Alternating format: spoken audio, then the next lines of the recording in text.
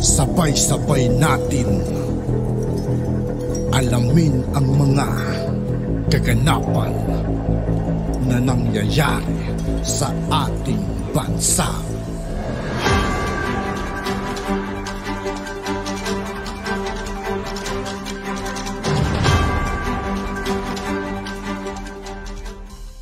Yo, what's up mga kaibigan? This is I2K po again.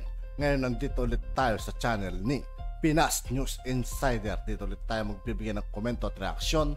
Pero bago ang lahat ng yan mga kaibigan, sa lahat ng hindi pa nakasubscribe kay Pinas News Insider, mag-subscribe na po tayo at huwag nyo rin pong kalimutan mag-subscribe dito sa aking channel. Simulan na natin mga kaibigan, let's go!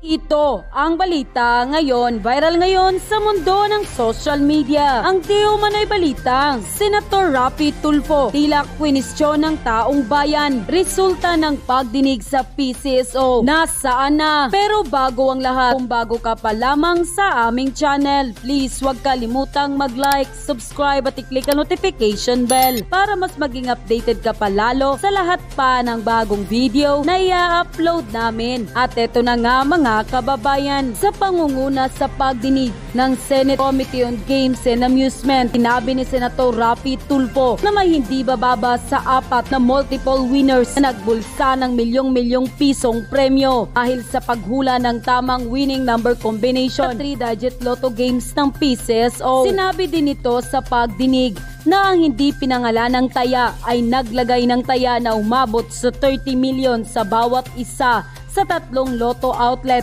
na kanyang pinapatakbo sa distrito ng Binondo sa Maynila. Ayon pa kay Senator Raffy Tulfo, nanalo na tinanggihan niyang pangalanan dahil sa seguridad at privacy ay tumama sa jackpot noong January 16 sa pamamagitan ng pagtaya sa System 12 na magpapahintulot sa mga bettors na pumili ng 12 na numero hanggang 1 to 49 sa halip na karaniwang kombinasyon ng 6 na numero. Sinabi pa ni Senator Raffy Tulfo na walang man sa tamang pag-iisip niya ang magsusugal ng 90 milyon kung hindi siya sigurado na siya ay manalo. Bagamat hindi naman kinontra ni PCSO General Manager Mel Robles ang pahayag ni Senator Raffy Tulfo na isang lotto outlet owner ang nanalo ng jackpot, pero itinanggi nito na ang arbitraryong itinaas ng ahensya ang premyo ng 500 million pesos. Papaliwanag pa ni Mel Robles, ang premyo itinaas sa 600 milyong marka dahil wala pa di umanong nanalo sa loob ng 15 araw. Ngunit ang mga pangyayaring ito sa loob ng PCSO ay kabilang sa mga dahilan kung bakit tila bumababa ang kredibilidad ng mga lotto games ng PCSO sa nakalipas na ilang taon. Samantala, marami sa ating mga kababayan ang labis na dismaya at hindi kumbinsido sa ginagawang pagdinig ng Senado sa PCSO dahil habang tumatagal di umano ay mukhang lumalabo ang mga resulta. At sa ganitong takbo ng lakaran sa PCSO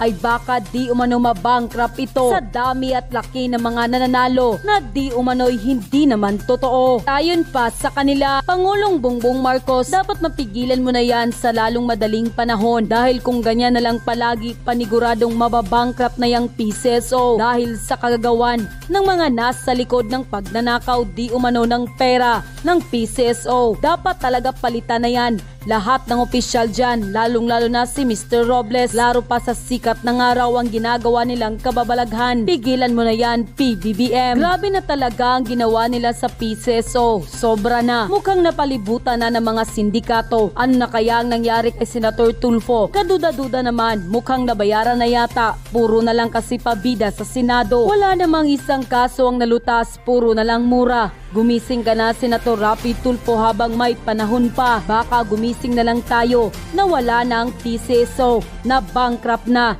Diyos ko, anong klaseng gobyerno ito? Diyos ko, PBBM at Senator Tulfo, huwag naman kayong magpadikta kay First Lady at Tamba na sariling pang-interes ang iniisip. Hindi lang ang kapakanan ng taong bayan. Manindigan naman kayo, PBBM at Senator Tulfo. Huwag ka nang mag-ambisyong tumakbo pa pagka-presidente. Unahin mo munang lutasin ang katarantaduhan dyan sa PCSO. Ipakita mo sa taong bayan na para ka sa mahihirap, hindi para sa mayaman na bayaran. Puro na lang talaga hearing wala namang resulta. Sobra na talaga kayo. Sa kagagawa nyong yan, paniguradong masisira at malulugi na yung PCSO na yan. At akalain mo, halos araw-araw may panalo. Paniguradong bankrupt ang resulta niyan. Ipasarado na lang muna sana yung PCSO hanggat hindi pa nalulutas umano ang paglilitis sa Senado. Naway manindigan ka na sana, Senator Rapi Tulfo. Biglang bait, biglang mura. May pa-walkout pang nalalaman, wala namang resulta. Paniguradong klaro pa sa sikat ng araw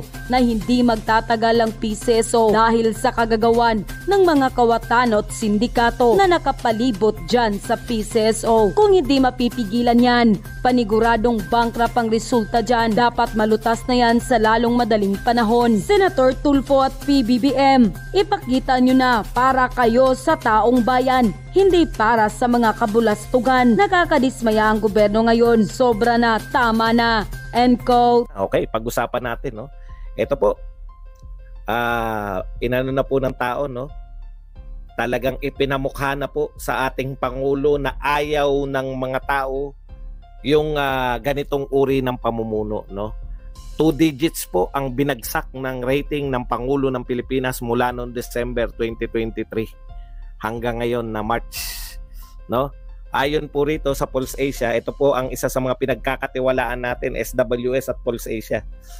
Double digits po ang ibinaba, no? Ayaw na ng mamamayan dito sa kasalukuyan, no? Ayan.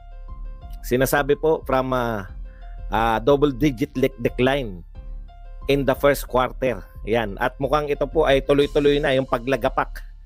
Unlike po kay Pangulong Duterte, kung matatandaan nyo, relatively hindi po siya mataas nung bandang mauna. Pero habang tumatagal po, habang yung nakikita ng mga tao yung resulta ng mga ginagawa ni Pangulong Duterte, pataas ng pataas po yung rating hanggang sa maabot po yung pinakamataas, 88%. Ito po, tingnan nyo po, 55%, mas mababa ng 13% ang kanyang approval, no? Dati 68%, ngayon 55% na lang. Okay.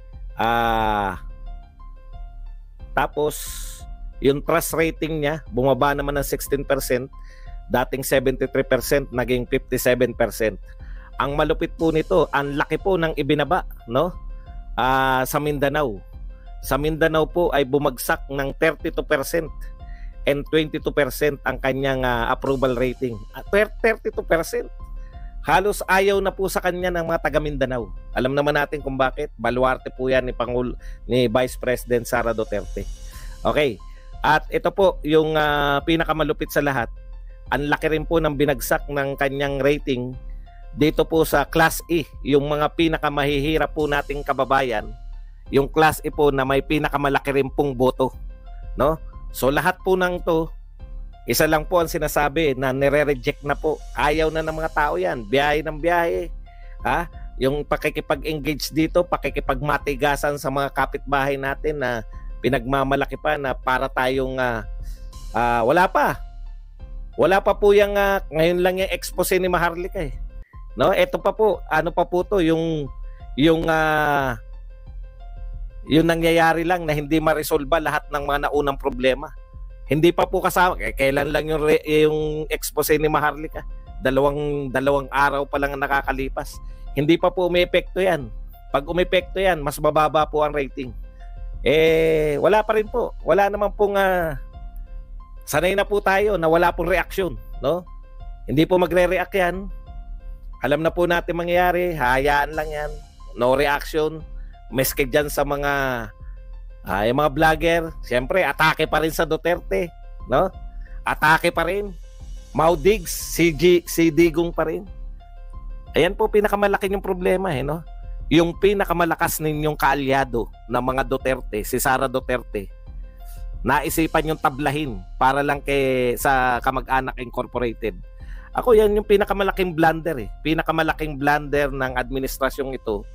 Kapapanalo pa lang, yung pinakamalakas nilang kaalyado gusto nang tablahin para lang ma-promote yung kanyang maging next in line na yung Kamag-anak Incorporated na hanggang ngayon naman hindi makalagpas makalagpas sa 0.5 rating ng presidential presidential rating, no? 0.5.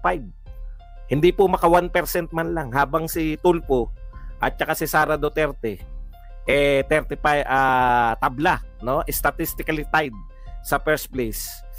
Yung dahilan ng lahat ng ito. Dahilan ng tiyatsa, dahilan ng pagtira sa kay Sara Duterte, dahilan ng pagpalag ng mga Duterte, dahilan ng pag-alis ng mga kaalyadong katulad ni Badong, mga unit team, pagkasira ng unit team, hindi po makaabante ng 1% sa presidential survey. Wrong move. Na yung pinakamalakas mong kaalyado, no? Very early in the game, no? Wala naman sabit pa, kundi biruin nyo, sinakyan ninyo yung atake ng Makabayan Black, na alam naman natin lahat kung bakit inaatake si Sara Duterte. Dahil napagtagumpayan niya bilang mayor ng Davao, na sila ay dating stronghold nila yung Davao, ay biglang naging insurgent free. Ayan po yun. At namili kayo. Gusto nyo pa ng mga dilawan ng mga dilawan, kayo na lang ang bumubuhay sa mga dilawan. Sa totoo lang, nagkaroon lang ng buhay uli ang mga dilawan nung kayo. Durug-durug na yan. Zero direction na yan. Nung panahon ni Pangulong Duterte, yung dilawan na dekadang bumibira sa pamilya nyo, PBBM. Ngayon, anong klaseng pag-iisip yan? Hindi na tayo magtataka ngayon kung bakit ganun patungo, no? Yung pinakamalakas mong kaalyado, papalitan mo ng mga dinurog na ng mga Duterte. Yan talaga mapupunta dyan, no? Ganyan talaga yan. Okay. Ang point lang dito, mga kapatid, no? Hindi po pwedeng walang balik yan. Tapos, bukod dun sa paninira kay Sara Duterte, walang katapusan, no? Yung paninira din sa napaka-popular na si Pangulong Duterte.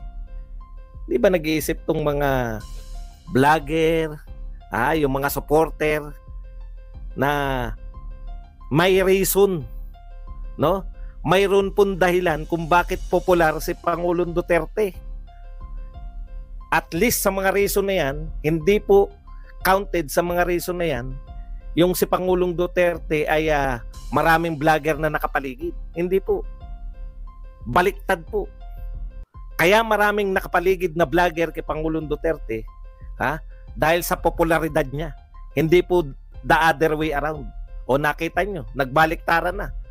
Yung mga dating nakakabit kay Pangulong Duterte dahil gustong maghanap buhay, katulad ng mga nasa inyo na ngayon, wala rin naman palang silbi. Ibig sabihin, marami pong nagsisikat dahil kinabit nila yung sarili nila. Hindi, baliktad po. Hindi po yung mga vlogger na nagpasikat kay Pangulong Duterte. It's the other way around. Yung mga vlogger ang sumikat dahil sa kahusayan ni Pangulong Duterte sa pamamalakad. Ang point ko lang, sinisiraan nyo pilit, no? Yung taong namamahinga na dapat, sinisiraan ninyo sa mga imbento nyong yung kapalpakan ng kasalukuyang administrasyon, isisisi nyo lang sa dating administrasyon na umalis sa pwesto may pinakamataas na rating, no? Akala nyo kaya nyong itokis yung popularidad. Kaya po very popular si Pangulong Duterte. May dahilan po yan. Hindi po yan dahil sa vlogger at kung ano pa man. Kaya po very popular si Pangulong Duterte, tagos sa puso ng mamamayang Pilipino yung kanyang paglilingkod. Tumagos po sa amin, nakita namin. Ang mga ginawa ni Pangulong Duterte, nakikita, nararamdaman, naaamoy. No amount ng paninira yung pwede nyong sabihin sa kapayapaan na naramdaman namin nung panahon ng war on drugs. Walang amount ng paninira ang tatapat sa nakita naming pag-unlad, no? Malapit na sanang umunlad o unti-unti nang umuunlad nung panahon ng build. Wala pong amount ng paninira ang magsasabi na palpak yung paglilinis ng Manila Bay pagkakaroon ng Dolomite Beach na dating basurahan na ngayon ay pinapasyalan. Wala pong amount ng paninira yung pinaganda niya yung Boracay at karapat-dapat na ngayon na matawag na talagang isa sa mga pinaka-dinadayo. Wala pong amount ng paninira na yung NAIA, no, na panahon ni Pangulong Duterte ay most improved, most improved, top 10 most improved airport sa buong daigdig, ay bigla po ngayon kasama na sa worst airport no? Hindi nyo po pwedeng isisi kay Pangulong Duterte kada kayo ay pumapalpak sa inyong mga ginagawa ngayon. Wala pong amount na paninira, lalo na dyan sa mga vlogger na dating maka-Duterte ay magsasabi ngayon na pro-China si Duterte at siya yung nagdala sa atin ng kahirapan. Hindi nyo po masisiraan. Dahil kailan lang yung panahon ni Duterte. Kailan lang po nakaramdam ang mga OFW na wala silang poproblemahin. Yung kanilang mga anak, pamilya na narito ay hindi magagambala dahil tahimik ang mga lugar. Dahil mayroong war on drugs. Sagot ni Duterte ang kapayapaan. Kailan lang ramdam namin na kami payapa? Kailan lang naramdam namin na may Pangulo?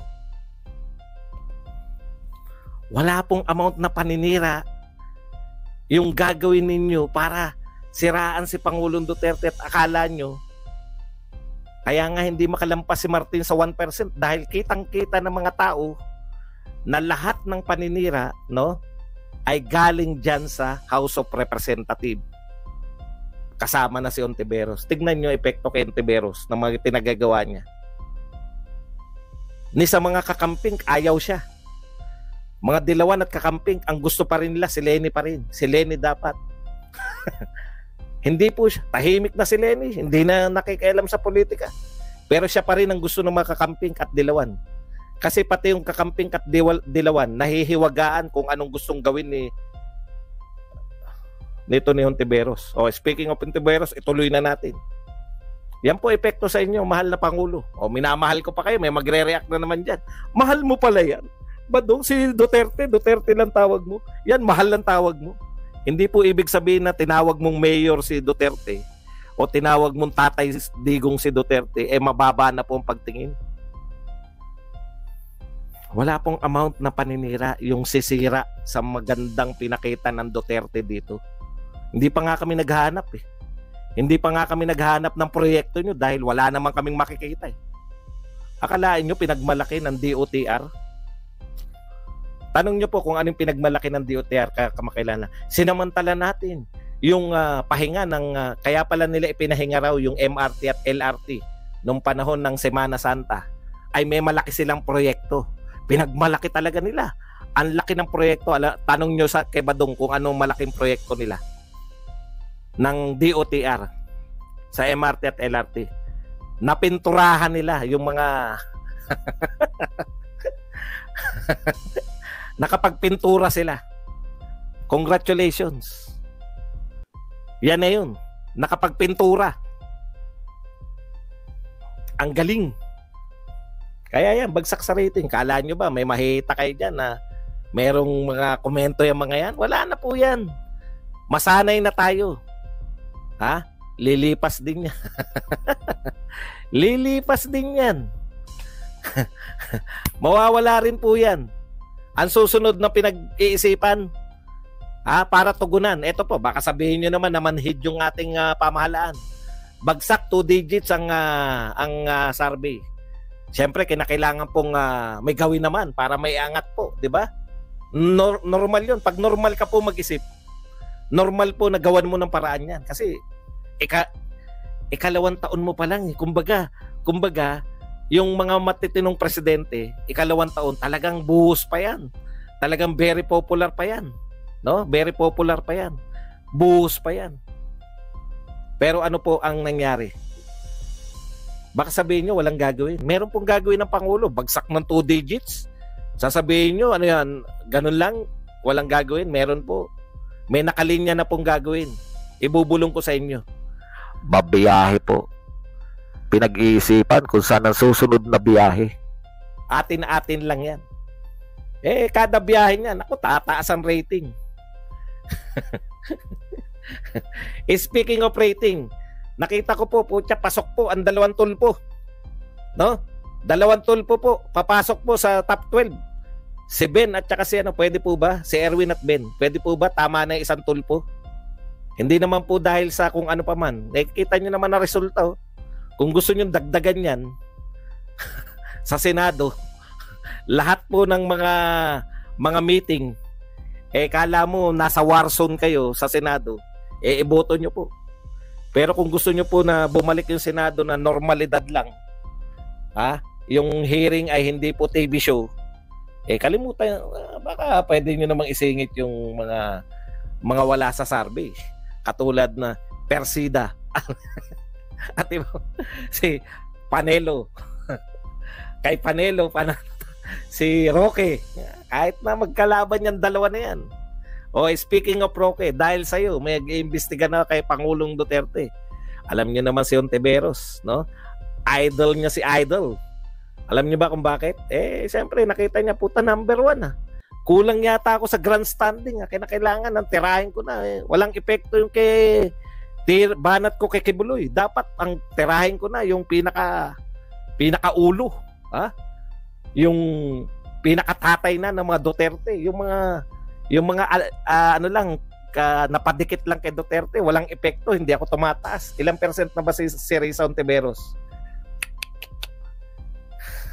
Yan. Kaatake, lahat ng umatake sa mga Duterte, yan ang sinasapit. Kaya kayo, atake pa, yung mga vlogger, atake, ang galing nyo. Tulong na tulong kayo, alam nyo yung pattern nyo? Yung proven, no? Yung proven formula ng mga dilawan sa kanilang pagbagsak. Yun ang ginagawa nyo ngayon. Ano yung proven formula ng mga dilawan? Dekadang siniraan ng mga Marcos, 6 na taon na siniraan ng mga Duterte. Bagsak. Si Risa Ontiveros lang ang naipasok sa 2 senatorial election at yung isang 2 presidential election.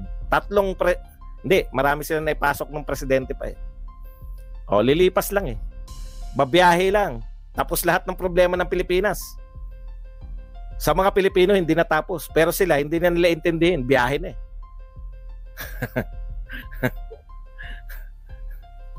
biyahe na kahit po.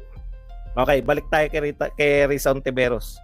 At saka sa mga nakakatawa nga dito bugbog tayo rito sa may Twitter Panay mga nagsanib puwersa yung mga dilawan Yung mga dating dilawan na tumitira sa Duterte, hindi po nila tinitira yung mga Marcos, no? Akala nila nakaupo ngayon Duterte pa rin. Binobomba tayo ng water cannon ng mga Chinese. Tinitira Duterte dahil Maudigs nga at saka si Digong. Yung ginagawa ninyo, kayong mga vlogger, tuwan-tuwa kayo, 'di ba? Nakakabira kayo. Pero yan nga yung proven formula ng mga dilawan sa pagbagsak nila. Kaya congratulations kung sino man yung mga amo nyo, no? Umamin man kayo hindi, hindi nyo po pinatatampok. Proven na nga Dapat kayo marurunong kayo. Kasi yung mga yan hindi po nagkaroon talaga. Ewan ko, hindi ko maintindihan Di ba kayo marunong mag-aral ng history?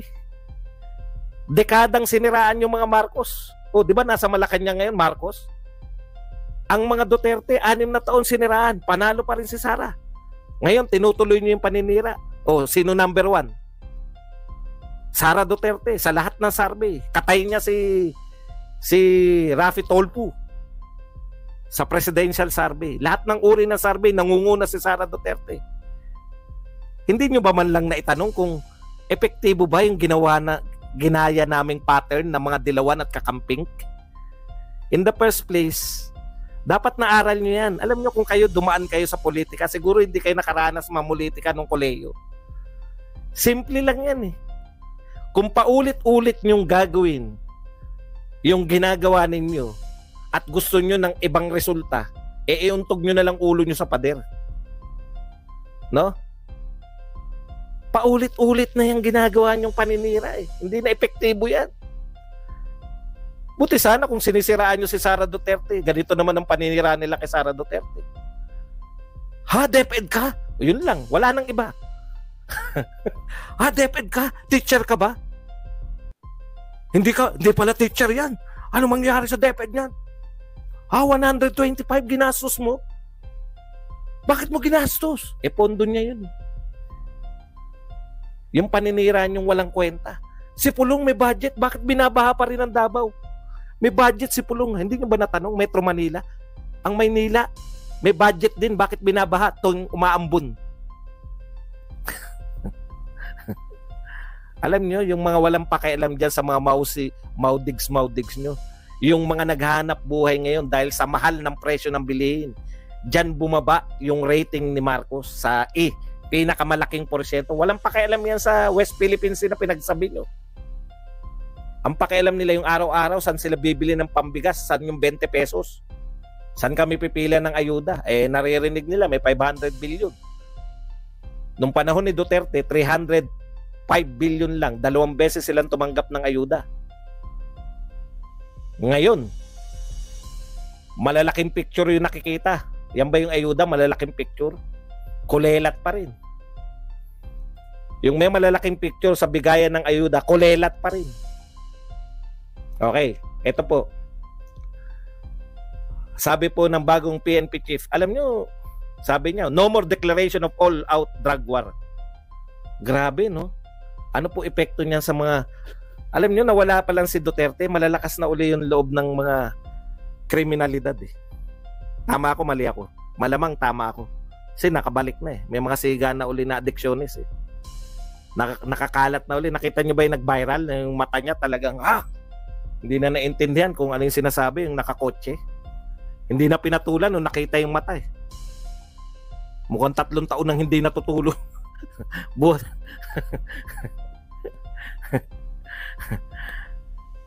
Alam mo, ang katwiran nito ni PNP chief, no? Sabi niya, the Philippine National Police will no longer declare an all-out drug war campaign as eradicating illegal drug activities in the country is already part of their job. Part na raw ng job yon ng mga pulis. Tama po ba yun? Tama naman. Kaya lang, alam nyo, kaya nga may mga, di ba, bakit